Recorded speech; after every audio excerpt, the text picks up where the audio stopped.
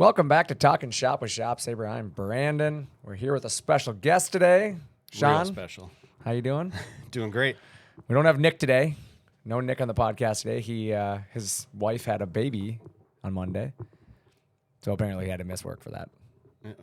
I guess. I don't know. You have 19 kids. You tell me. Do you miss work every time you have one? Yeah, for like a week. See, that's what I thought. So no, yeah, he's enjoying family time. So I know he wanted to be here. He told me he wanted to come chat with you, but like I said, you can't always plan when they're gonna make the great escape. What a bum. What a bum. But yeah, no, I know you were kind enough to join us this week. We're doing some videos. We created some pretty cool stuff this week. Yeah, I like it. Turned out really well. Pretty happy with it. You have to tune in later. Yeah. I like it. Yeah, no, the project was... I'm excited about it. Yeah, it's a pretty fun little project. I think a lot of shops will really like it. Yeah. It's a project you designed, a product you designed yourself from scratch, correct? Yep. And yeah, so, I mean, I don't care if you tell them what it is. It really doesn't bug me, but yeah, they'll get to see it later on, so... Yeah, well, we just built a torsion box. Yeah. Kind of wish we would have done it, a month or so ago, so I could have built cabinets on the Torsion box? bench, but whatever. I really like the fact that we built the cabinets in the kitchen and then built the torsion box that Right. could have helped us build all of that. Exactly. That was my favorite part. Yep. But no, I think honestly, though, that project came from the fact that we built all that and realized, like, Yeah, we need a place to do we this. need this for the future. Yeah, for us to keep building some of the future projects. I mean, we got some cool stuff we're going to be working on. We got the countertop that we're going to finish up now for the cabinets next. We're going to redo this wall here on this podcast. You mean you don't want to keep that beautiful Nope. printed oak look? I do not want it. I would like to get rid of that wall panel. Well, I don't blame you. Yeah, it's pretty ugly. So we're gonna do something cool with that. That's an upcoming project, and obviously we got a bunch of cool stuff going on there. And last week on our podcast, and this week we're recording not only audio but we got video. So hello to everybody. But last week we talked a little bit about like what we're seeing in the industry. From a shop saber standpoint. Nick, myself, we've kind of trends we're noticing, but we thought this week would be kind of fun to carry that conversation into a business owner standpoint, right? Like, obviously, business owners have different views from which seat they're sitting in, right? I'm looking at it from a manufacturer standpoint. The things that we see from manufacturing, the things that we do day to day vary based on how our businesses ebb and flow, right? Sure. But you as a consumer, but as well as a business owner, right? You consume the product that we build, you use it, and you've been a customer of ours for over 10 years now, I believe, right? I think so. You probably have to look that up. Yeah. Probably know better than I do. Yeah, I think it's over 10 years now. 2 shop sabers. You've had 2 shop sabers over those years. Obviously, the second one and the most recent one being the IS machine, and it obviously being due to speed. That's why we've gone to the higher, level machine. But what are you seeing? I mean, like from a business standpoint, like what are you seeing from your clients? You're in the, I guess, cabinetry industry, right? The homeowners. You just showed me the most incredible cabin I have ever seen that you're going to be putting cabinets in. Mm-hmm. And so, I mean, it's not like you work on small projects. You have some pretty big stuff that you work on. So what are you hearing? What are you seeing? Kind of what's your thoughts? Well, we've been, hearing for a couple of years or more that everything's going to fall apart. Right. And it just creates fear. And I think that doesn't help us live our day to day. Right. And all we've seen through all that is growth. Right. We've grown quite a bit. Last year, I think we grew around 38, 39%. And this year, I think it'll be quite a bit higher than that. That's incredible. So in 23, you're saying you grew by 38%? Yep. Wow. Yep. So, and next year... Not bad for a industry that was supposed to fail. Right. And buying a new building. Yeah. Created a lot more space, adding employees. Yeah. And I'm not, I'm really not seeing it turning around much. How many employees are you up to now? 6. And it's crazy. When I talked to you the first time, it was you. Yep. You were by yourself. Just me. Yep. And it's crazy to see that growth. But like you said, the fear is the thing that I think catches my attention the most of what you said. Is there was so much fear about that. We talked about this last week. We said coming into 23, people were putting everything on hold. Oh my God, interest rates are raising. The cost of goods are raising, right? Material. We all remember the material shortages and all that. I'm sure you dealt with it, right? Oh, yeah. Like, but it was supposed to crush your industry, right? Everybody was going to have to close down. There was going to be no work. How many times were we told that a year ago? Oh, over and over. Right. And I felt like every time I turned around.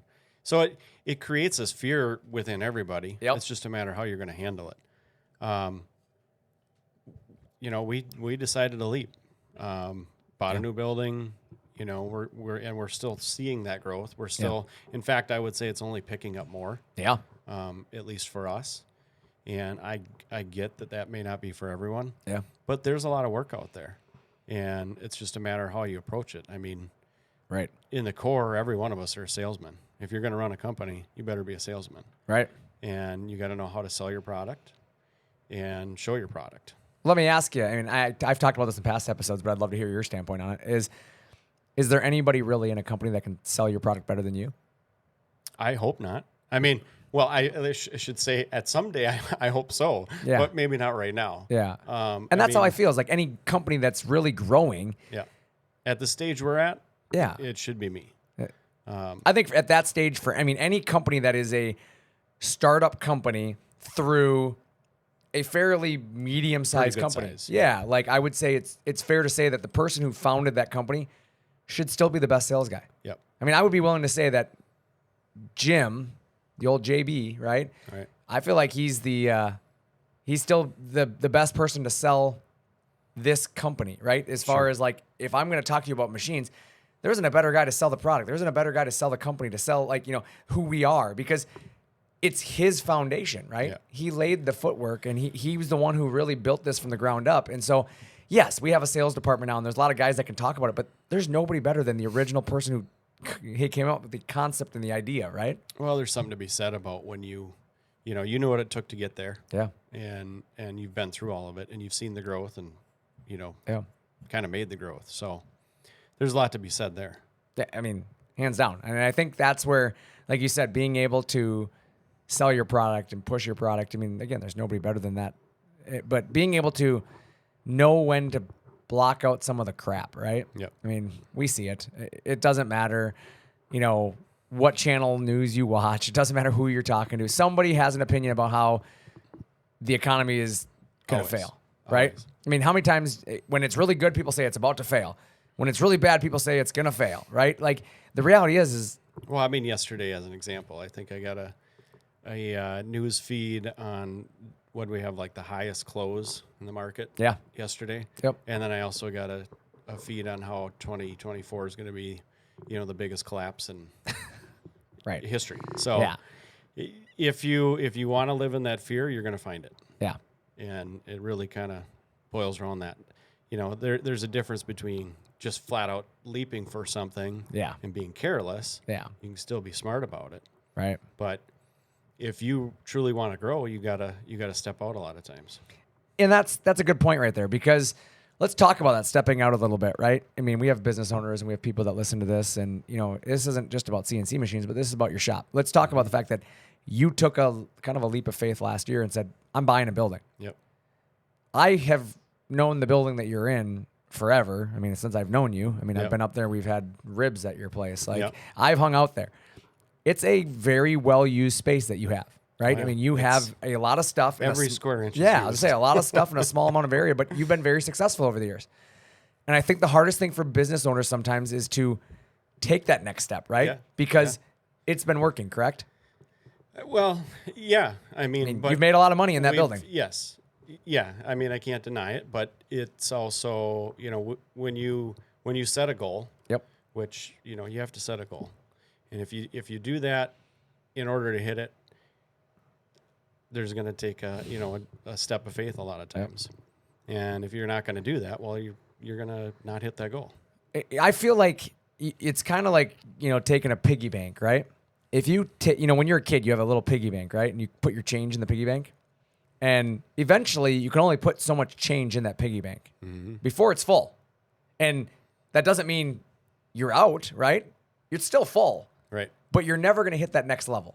Right. And I mean, I remember as a kid, you start with that piggy bank and then you have the Culligan water bottle. Remember those? Oh, yeah. And people put their change in Culligan and then they I fill got a those glass up. one. Okay. But my point being is like, you can put a lot more in that Culligan than you can. Yeah. It's a lot easier to save.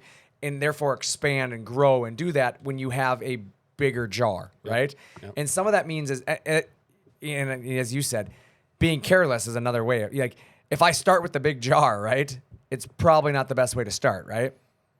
You have to have the work for it, and that's kind of what you did with your business. You grew, but you got to the point where it's like you were going to tap out on your growth potential. For sure, we were at the point where if we didn't move forward, Yep, we were going to hurt ourselves. We were at the level of clientele where jobs have gotten so big yep, that we just physically we wouldn't have been able to maintain them. yeah, So if we want to maintain that, well, we got to do something different. Right. So we did. And you can look at that, from a building standpoint, but you can look at that from software. You can look at that from, let's talk about CNC machine for a second, right? The same thing can be said for CNC machines, right? Like there's a lot of companies out there that don't feel they need to buy a machine. Yeah. Well, I mean, I've said that before, 10 plus years ago. Yeah. Where it was, how am I going to continue to keep up with all the guys around me? Because most of the guys around us had a machine. Yeah. It was getting too hard to do it. Yeah. So that's where we started down that road. And that was 10 years ago too. I mean, I can't imagine looking back. I don't think I'd be doing this right now if I didn't have that. Right. But that's my point is that was 10 years ago. Yep. And you were already having a hard time keeping up with people. CNC has only become more accessible in the past 10 years. Right. So could you imagine being, like you said, being a shop in today's world that isn't willing to invest in their own CNC machine? Yeah. And then the more I guess I would say modern day shops right now, they're only getting more advanced. Right. They're using more technology to get things done. Right. I mean, for the amount of work we pump out with the small shop that we have, it can be pretty wild. Yeah. And the variety that we do. I was just going to talk about that. We don't do just cabinets. So. Yeah, that's one of the things that I think is the most hidden secret about your business, if you will, right? I mean, you hear Lakes area custom cabinetry. Yeah. I'm thinking cabinets, right? Right. But you guys do everything. I mean, I've seen you do the Mall of America. Whole another side of yeah, this. you did stores at the Mall of America. Yeah. Storefronts and you've done hotels around the country. Yeah, hotels and just wild stuff that is like I think of Lakes area custom cabinetry and I just think of custom cabinets for cabins. Yeah. Right? Like in the Lakes area, that's what you mean because let's be honest, that's what the Lakes area means is it's basically that's where I'm at. Yeah, Lakes area. Basically it's where the cabin central is, right? It's where a bunch of cabins are, a lot of people building cabins. And I think of like custom awesome cabinets, but that's what I think of. But then you get into the signage and you get into the hotels and all of this stuff and the level of work you do. And I'm going to be honest, it's pretty incredible. Like you said, none of that would have been capable without, software, without a CNC. Yep. I mean, we run Rhino, VCarve. We have the full Aspire version. Yep. And whatever else we need for that type you of use stuff. KCD software. You also use Mosaic though too. Yep. So it's like you have a little bit of experience in everything. Yeah, and you have to invest in that stuff. Yep. Especially for a cabinet shop. Yeah. There's been a lot of talk online lately about Mosaic raising their prices. Yeah. It is minimal. And for the people that want to complain about it, I get it. It's always another expense. Right. But it's for what you gain out of it is just huge. Yeah. If you're going to present to a client hand-drawn drawings or their prints or whatever, as opposed to a full 3D rendering that shows everything, right. I mean, which one's going to be easier to sell? If I handed a notebook across to you and said, take a look at these scratches, what do you think? Or I have a full PDF printed out or on a computer screen, whatever, which one's going to be easier to sell? Right. And I can guarantee you, if you take the two, 99% of the time you're going to sell the one over the other. And that's a good way to look at it because I'm glad you bring that up because you do. I mean, I feel like it's so easy in today's world to complain, right? Oh, absolutely. Like there's always something to complain about, especially online. Yeah, and that's what I was just gonna say. The internet has made it even easier because anybody can be, an expert in a given second. But the reality is like, if you don't like something, like there's a million other ways to do something. Mm-hmm. You don't have to go out and be that person on the internet, right? There's a million ways for you to accomplish what you want to accomplish. And as you said, like complaining about the fact that somebody raised their price. Well, a lot of times you have to take a step back and look at Why did they didn't, very few times, and I'm not saying never, right? But very few times do businesses just raise their price to raise their price.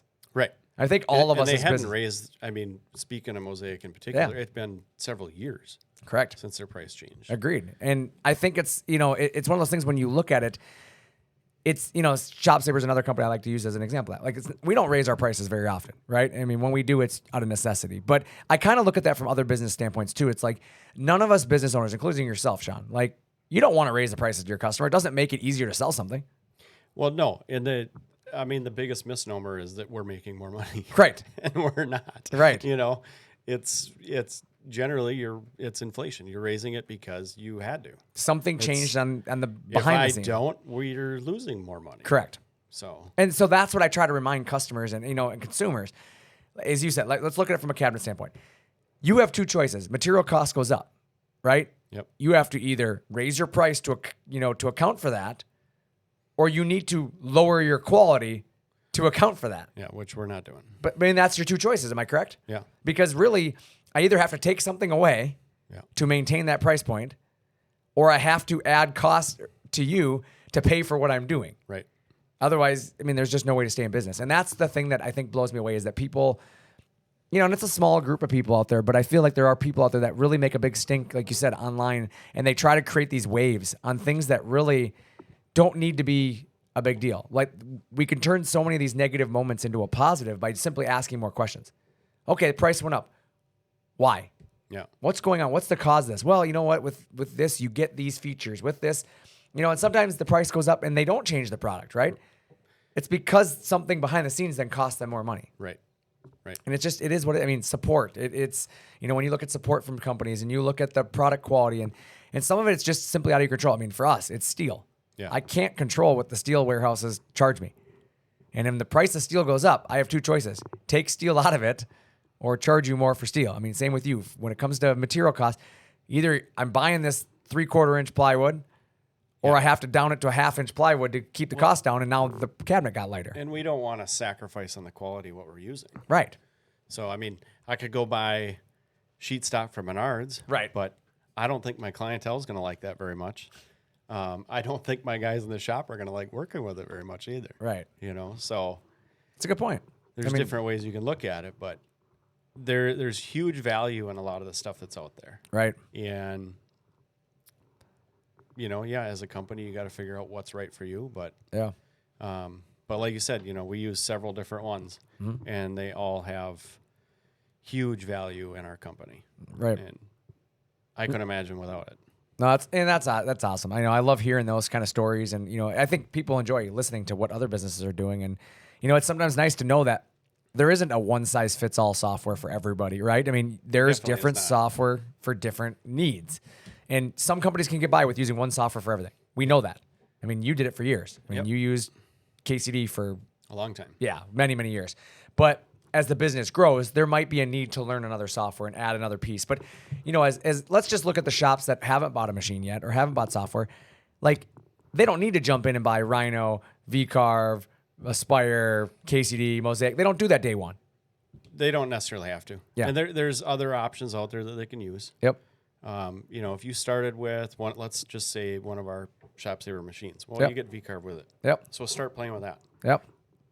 Believe it or not, there are some small cabinet shops out there that sit and create templates and design out their cabinet parts off of that, and they just cut them that way. I personally couldn't imagine doing that. Yep. But can it be done? Absolutely, it can be done. So there's always a starting point. It doesn't mean you got to jump, head first and. Yeah, you don't go spend $200,000 to get started. Exactly. And you look at kind of the growth and what you're seeing. I guess let's talk about this, right? The feel. 2023, the start of the year. Interest rates are on the rise, right? Material is at a hard to come by rate. And honestly, we're kind of in an unknown time. Now we fast forward, we're in 2024. What are you feeling this year? I mean, how do you feel about things today compared to where they were a year ago? For me, I'd have to go back to like 22. Okay. Because 23 was still, and we were adding some new builders and everything, and it was good. You were growing. But 22 was a little bit different. Yep. I felt like it was a little more unknown. Material was a little bit harder to get. Got it. Specifically like white oak or There's a huge shortage for guys that do MDF doors. Yep. Finding the right MDF for that. Yep, I remember that. So it delayed a lot of projects, and you didn't always know when you're going to get something done, and Yep. You're hoping that you can accomplish everything, get paid, and move on. Yep. So that that 21, 22 is kind of odd. Yep. But for us anyway, 23, we just kept growing. Yep. And I see more growth in 24. Okay. And that's what I'm asking. I guess the initial we're 3/4 of the way through January. Yeah. Are you feeling like the buyers are still there, that the projects are still there, the growth is still there? For sure. Yeah. Yeah. I mean, we've only been in the new shop now for about a month, I suppose. Yeah. And Bought it what? About? I closed on it in August. Okay. But Because I know you had some renovation to do. You guys added some stuff. had to And do a little bit. And Yep. The whole, fun of getting everything moved, that's Yeah. that'll make you want to retire. But we just from moving to that location, we've already had people walk up. We've already had, new people that are seeing us. Gotcha. More central focus, basically. People can see you. They find you. Correct. Yeah. Yep. And just getting, and we haven't done any advertising. It's just people hear about it. A new company in town. Who bought that big building? Yep. One of those things. So, Yep. I don't see for us any lack of growth. I think we're going to probably double in size. Wow. Over 24. Love it. That's huge. Mm-hmm. I mean, that's a big growth, doubling in size. And again, none of that would have been possible if you hadn't taken the step of buying that building. Correct. Yep. I mean, that's huge. And you kind of laugh at it. And you kind of go back, and you go back to the first decision that you made was add a CNC machine. Right. Right. Like if you hadn't made the jump then, who knows where you'd be today. Yeah. Right. It's not willing to hold yourself back anymore, knowing that it's going to be a new learning curve. Right. You didn't know anything about CNC machines when you were starting. No, not at all. I remember the conversations you and I had. Like you were trying to find any information you could on them, and it's some of that stuff that I think business owners need to understand, that it's okay to be scared. Right. I mean, I think we all are in some regard. Right. Oh, for sure. We don't know what we don't know, but I think the difference between business owners and some of the, other, maybe let's call it employees, right, is the fact that the business owner always has that confidence in themselves. Mm-hmm. Knowing that I might not have the answer today, but by God, I'm going to figure it out. Yeah. I'm going to put my feet in the dirt and we're going to figure it out, right? Yeah, and that's what we do. Yeah. I mean, 100%. For me, that's in my nature. Correct. Like, we're just going to figure it out. Right. And we'll make it work. Well, and we'll get it done. That table downstairs is a perfect example, right? So you decided that you needed some new torsion boxes for, I call it table. I don't know why I call it a table, but torsion box. Same thing. Same thing. But the torsion box, you needed something for your shop. So you decided, I'm just going to build it. Well, we thought, moving, let's start over. Let's build some new stuff. So we thought, heck, why not do one of these? Yeah. So we But did. again, it's a perfect example of what a business owner does, right? I need this. It's a necessity. I can do it. Figured it out. And now, I mean, fortunately, I'm lucky enough. I have one here now. And it's going to be good for us. I think it'll help us with all of our future videos. But it's like, it started with an idea of, I don't know what I'm doing yet with it, but we'll figure it out. Yeah. I mean, it's the same concept, right? We figure stuff out. It's the first time we ever built that river run table here at Shop Saver. That first one turned out like crap. I mean, I'm going to be honest. But it was one of those, I have to figure it out, right? Yeah. I'm going to try it. It might not be right. I mean, for my first attempt at it ever, I wasn't unhappy, right? Yeah. It was fine. But the second one, you learn, right? You figured out, okay, now we're going to move forward or keep going. And I mean, I think our second one turned out pretty incredible. Yeah. Yeah. So, well, here we're 2 years into it and it still looks good. Right. It hasn't faded. It looks great. Yeah. No, I mean, but it's the difference of like that attitude. Push forward. You don't always know what tomorrow brings. No. But I always remind people that, I think you said it to me earlier too, is, I remind people that if you don't do it today, you might not get the opportunity tomorrow. You might not. And we talked about this a little bit. We never know what tomorrow brings. We don't know what brings tomorrow. Yeah. And so with that being said, you have to start considering your opportunities that are in front of you today. If you don't take that next step to expand, that contract might not be there tomorrow. Right. And I mean, you could go back to, we could have pushed to do this 5 years ago. Right. But my wife and I, we were kind of, I guess, for lack of a better term, maybe content with where we were at. Yeah. Lifestyle And business is then, what I call them. And then especially with younger kids and it, it is. We talked about fear earlier. Right. It is scary. I don't care, but I'm not scared to do it. Right. There's a difference there. Yep. So we took a step out in faith and took the leap and said, we're going to do this. And I know it's going to work. Yeah. I mean, I'm wired in a way that I'm not going to let it fail. Correct. So we'll do what we need to do. That doesn't mean we won't take a step backwards. Oh, 100%. I always remind people of that. Like when people hear business owners and, people in business say, I'm not going to fail. Right. That just means I'm not going to quit. Correct. It doesn't mean that next year I won't shrink that once. aspect of it might step backwards, but it's not gonna die. Correct. And that's that good. I may have to, exactly, Shop Saver is a perfect example of this. When you had said, you made the comment about, the kind of the COVID years and how things were scary. Mm-hmm. Imagine being a CNC manufacturer when the businesses are all shutting down. Right. We didn't know what we were going to do, right? Right. People aren't going to need machines if there's no businesses open. But we changed. Okay, well, they're not building houses right now, but you know what?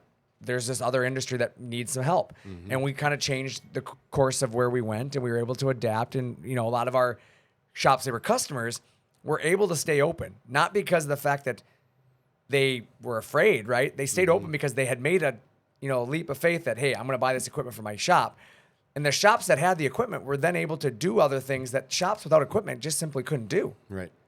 And you think about that, like even during some of the most traumatic times, right? If we can call it that, right? Where there's a lot of people really, really scared and really concerned with what's going on. We had some stability. Yep. Not we personally saying me, but I'm saying we as a community of people, like Sabre Nation, right? The customers that were running these machines had a way of still utilizing their machine for income, even without people. Yeah. And I feel like, for you as a business, having a machine, it was a versatile tool that helped you when the cabinet industry was slow. Well, and we had one aspect of our company that, isn't the cabinet side. Right. That people were stuck at home, so they were buying that. Yep. And we just shipped it out. Right. So that diversification too is a big thing. Right. And that can be tricky though too, because that doesn't mean you just go out and do whatever, or you got to be mediocre at everything. Don't be a Swiss Army knife is what I tell people. Right.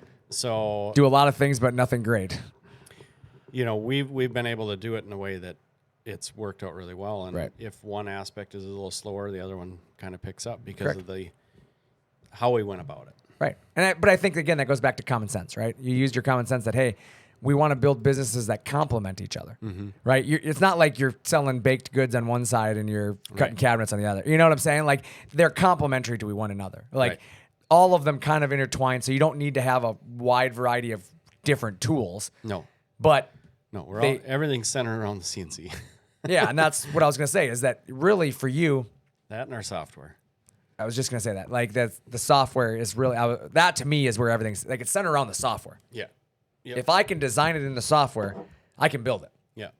Whether it goes through the CNC machine, the table saw, whatever you guys are using, it starts with I have to be able to design it in software, correct? Yeah. That's when we started jumping into Rhino. Yeah. I mean, there's not a lot you can't do with Rhino. Yeah. It's a very, very capable software, but no doubt. It's a lot more complicated too. Yeah. I mean, it's and that's where V-Carve comes in, great. Fusion 360 is another popular one. Yeah. A lot of people and I don't know that you use that one a lot, don't. but that's another one that people, if you're looking at Rhino, Fusion 360 is a direct competitor to it. Yep. Built by Autodesk. And I mean, they're both very capable softwares to do some of that more advanced modeling that you might need to do. Now, Rhino's been around longer, but again, there's a lot of different ways to accomplish those things. I mean, being able to build furniture and being able to build different projects, whatever it might be, can be done in those 3D modeling softwares. Yeah. Yeah. So, it's the modeling, which is where it's key. Right. Being able to do modeling, that's huge. I guess, obviously we're about a half hour into the show, so not too much longer here. I don't want to keep you too long. I know you got a business to run, but I guess I want you to kind of talk just a little bit more about like your future. Like, what are you seeing? What excites you? I mean, what's coming down the pipeline? Anything that you want to share? Oh, I don't know. I mean, I'm excited about the growth that we've got going on. Yeah. Getting into a new building is obviously very exciting. Yeah. There's, we definitely learned what growing pains are. Yep. That can be a nightmare, and getting everything set up and trying to get everything rolling is interesting. How's it been finding people? It's still difficult. Yeah. Which is in part why we try to automate as much as we can. Yeah.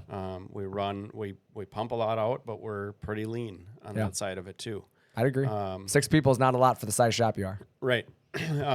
Yeah. I mean, the building we bought, the previous shop that was there had over 15. Yeah. And we feel like we're using 99% of it right now. Yeah.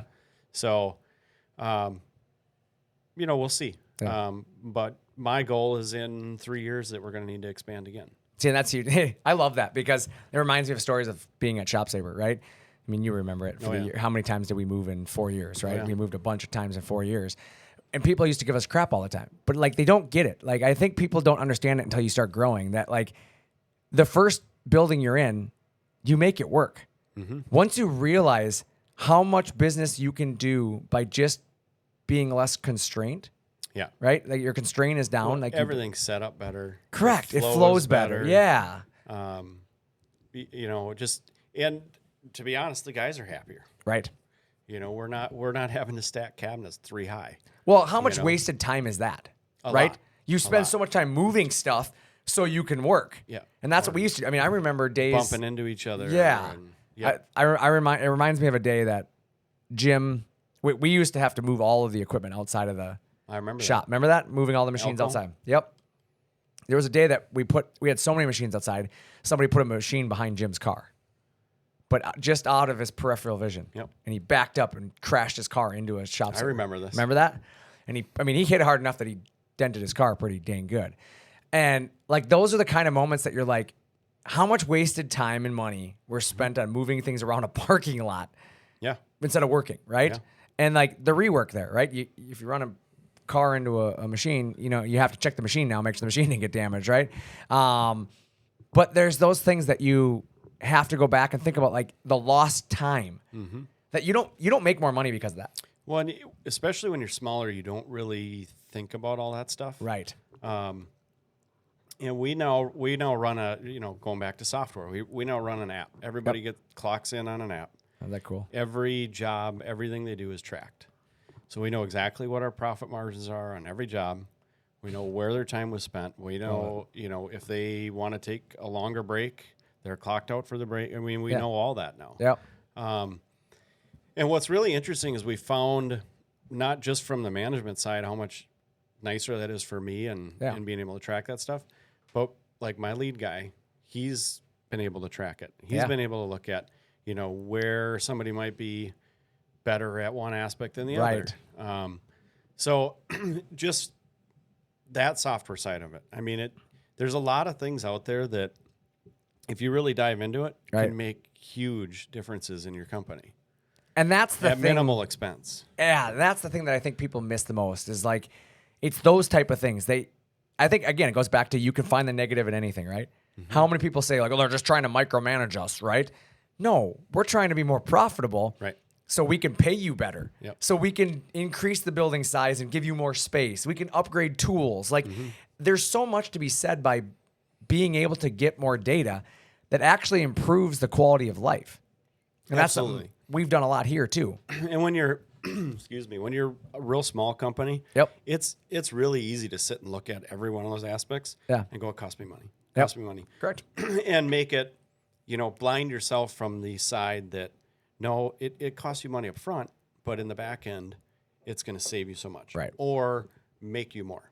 It's the same thing. I mean, that's how I look at CNC machines. How many times people have told me, yeah, but I can cut all that with a handsaw. I don't need to spend $50,000. Mm-hmm. Yeah, you're right. You can do that. But that $50,000 will pay for itself in the first year almost 100% of the time. Yep. And then the rest of the time you own that machine, it's basically helping you increase your profit margins for the remainder of its life. Yeah. And if you want to be a one-man shop that does that and work all year with a handsaw, fine. That's fine. Yep. Or you could be a one-man shop that does it and only work for half the year. Well, I mean, the chiropractor will appreciate the first guy. Well, that's true too. You can go ahead and wear yourself out. Trust me, the doctors and the chiropractors all appreciate it. But I mean, honestly, you don't work any less hours necessarily because you add equipment. You just are able to accomplish more. Yeah. And that's it. When I do this, if I'm working the same 40 hours a week, right, or the 45 hours a week or whatever it is, But if I'm getting twice the workout, Right. I'm making more money. It's the same amount of time I've invested. I'm just making more money. Yeah. And that's the thing that I think people miss about the CNC machines and the software and some of these processes that you install is it's just, there's so many. I mean, you have a Schmalz lift in your shop. Well, my wife made me buy that. I was going to say, she didn't want to see you breaking your She back. said I was getting too old. Right? Yeah. Now your 9-year-old lifts sheets up with it. I never thought I'd bring her to Vegas to a show, and she ends up spending more money than me. It's true. You know? But I mean, she bought that. Your 9-year-old lifts sheets onto your machine. Oh, they think it's fun. Yeah. But it's those type of things that you go back 10 years ago, you would have never imagined you had that thing in your shop. No. I can lift those things. I've heard you say it a million times. Yeah. Because you can. I mean, I've watched you lift sheets that are far too large and carry them around like they're toys, but they don't need to. No. No, it was definitely a benefit. Yeah. It was. It's nice. And I mean, the guys like it a lot too. You think about it. Because I don't run the machine every day anymore. Right. That's crazy to hear. You know, used to be the guy. Like it's running right now. Yeah. You know. But I mean, that's the point though, is when you think about your guys being happier, as you said, they are more efficient for you when they're not breaking their back. Yeah. I mean, if you've got happy employees, it goes a long ways. I agree. They are definitely going to work harder for you. Yep. You know, we as a company, we share our goals with our employees. Yep. We do as well. Letting them know, you know, here's what we want to do. Here's when we want to have it done by. Yep. And we found they appreciate that a lot. It builds a lot better morale. Correct. It makes them feel like they're part of something, and it goes a long ways. I feel like in a world where we can't find enough employees already, it's important to keep the ones we have. For sure. And, you know, and part of that is in investing in them. Yeah. You know, giving them better tools, as you said, upgrading tables, right? You built new tables to make it easier on them, adding software, adding the right machines, doing things in your business that are for the employees that ultimately the employees will appreciate. They see that you're willing to go out, you know, on a limb for them. For sure. And then they're willing to put a little bit more effort in on the days that things are trying. Yep. You know, there's going to be days when you know things just aren't going your way. And tell me if I'm wrong here, but you have employees that probably are willing to stay a little later or work a little bit extra to help you get caught up. Oh, yeah. It goes a long way just by them seeing that, hey, you bought me that CNC machine, you made that update, you know, you got me that new dust collector, you got me whatever, you've made my life easier. I'm going to try to help you pay for it. Yeah, I mean, they appreciate it for sure. Yeah. Yeah. And that's the thing, you know, so I'm not going to keep it too much longer. Like I said, it's been about 40 minutes almost, but, you know, I wanted to just share with the viewers and the listeners and, you know, that 2024 is exciting. I mean, I'm excited by it. You're excited by it. I mean, we're seeing. I think it's going to be a good year. I think so too. I'm seeing some really good growth this year. I mean, January's been crazy busy. I'll say the sales department. There's a reason why I don't have any sales guys in here today. It's just you and I. They're busy. I mean, we've seen a lot of movement, a lot of businesses making the upgrade. I think a lot of people have realized they're behind. It's time that they get the right equipment in place so they can be profitable throughout the year. They don't want to be in the same position come December that they were this last year. Well, you know, I know in our area anyway. Yep. As I get calls from, you know, organic salespeople that are a homeowner, let's say. Yep. And wanting a timeline. Yep. Well, we right now are telling people 3 to 4 months before we could do anything. Wow. And I'm hearing more often, like, yeah, I'm hearing, you know, 2 to 3 months from everybody. It's like, well, everyone's busy. Yeah. If you're worth anything, you're going to be busy. Right.